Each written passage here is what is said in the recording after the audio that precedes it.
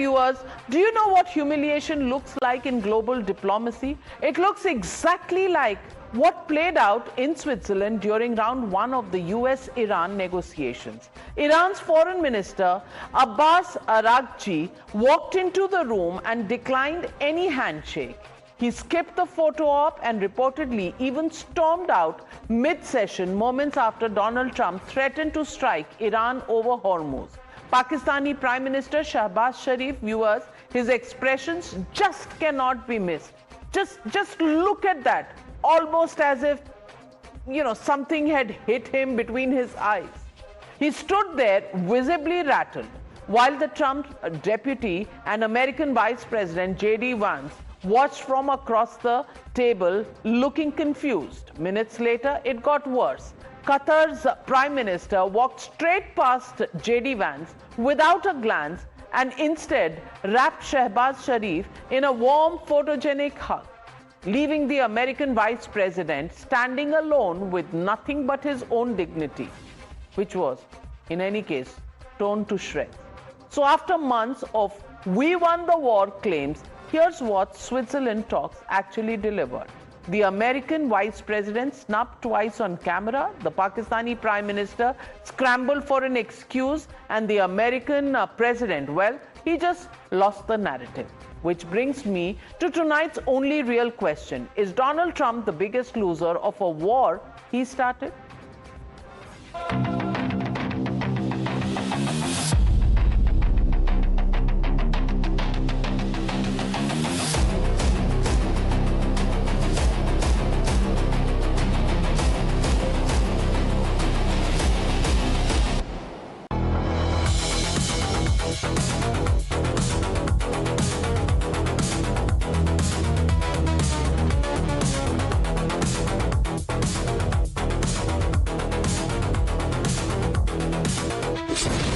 You're watching the News Hour at 9, debate number 2 on Times Now, Super Prime Time.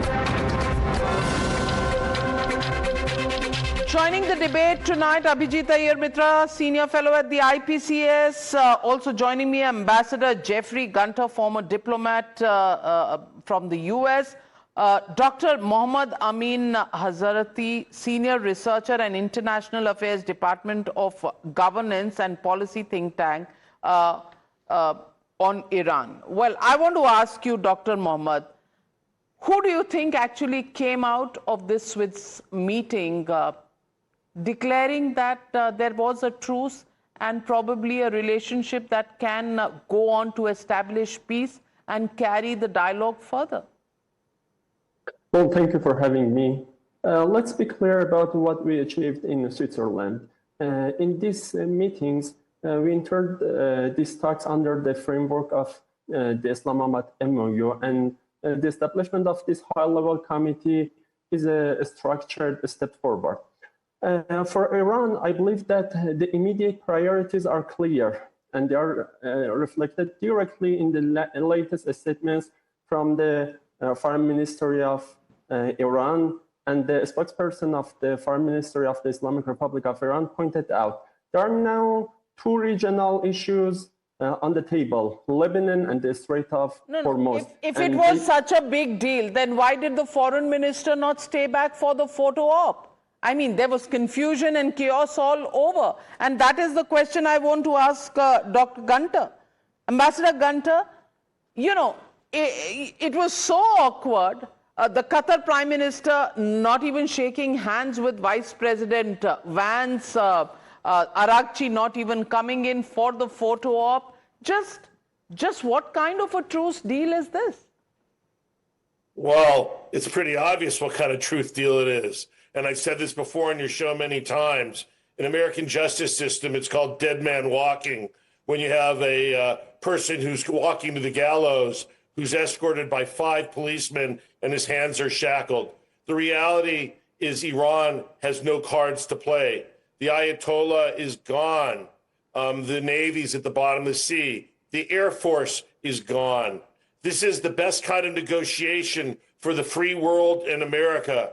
It's where Iran is not negotiating because they want to. Iran is negotiating because they have to. And when you talk about the concerns So of then the Iranian if everything was gone, destroyed for Iran, what was the negotiation going on for so long, and what was there to sign in Switzerland? Well, it's a progress. It's progression, and that's been acknowledged positively by both sides. There's a 60-day negotiation period.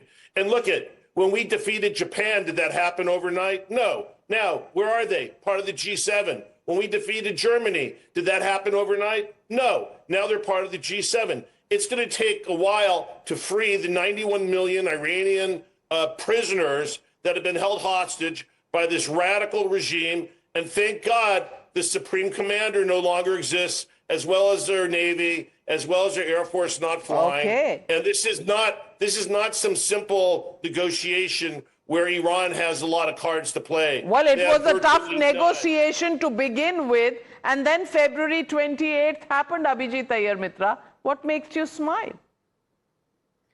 Our American friend claiming victory in this is a bit like if General Tojo was to claim victory based on the fact that FDR died halfway through the war and Truman took over.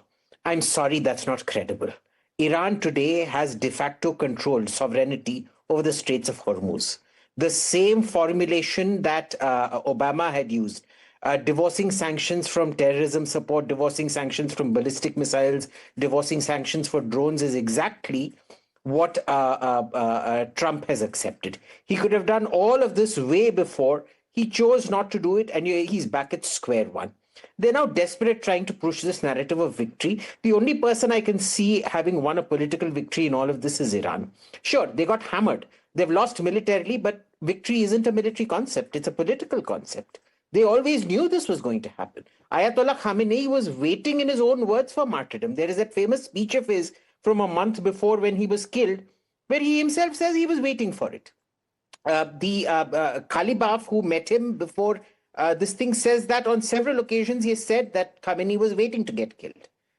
He was at the end of his life. He was apparently down with cancer or something like that.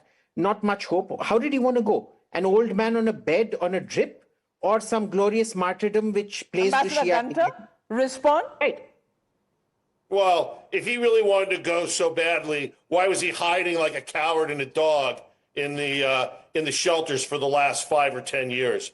That's absolutely absurd. You know something? A military victory is a military victory. There is no Navy. There is no Air Force. But the important thing is But then if it is a victory, why negotiate for a truce deal and why have it loaded in favor of Iran? Dr. Hazrati, would you want to respond to that?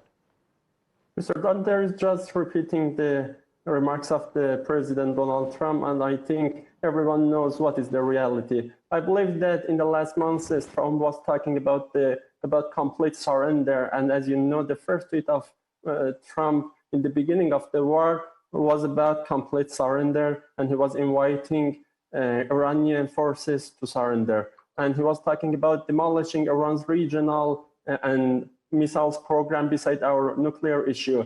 But the reality on the ground has forced Donald Trump to abandon his approach of trying to solve complex geopolitical realities through tweets.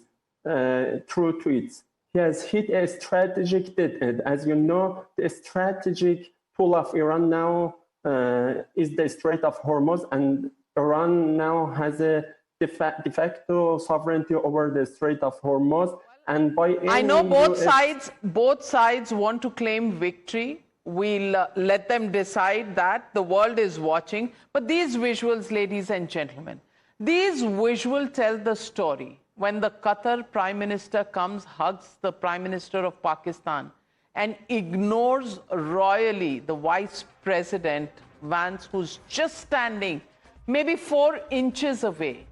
That doesn't look like the Middle East is looking at this as a truce where America can play a big role. That, to my mind, is called humiliation. And the other picture where Araghchi came and left, did not want a photo of, walked off in a huff, and the Pakistani Prime Minister, well, totally lost there. And everybody knows what was happening right here. Is this a negotiation that is going to continue? With the foreign minister of Iran walking off without a photo op, and then, we saw what we saw? Well, we do hope peace returns, but at whose cost? The world knows the answer. Just who's in denial? Well, wait and watch. Thank you very much, ladies and gentlemen, for joining me on the News Hour tonight. Good night, be safe, as I thank my guests joining me on the show.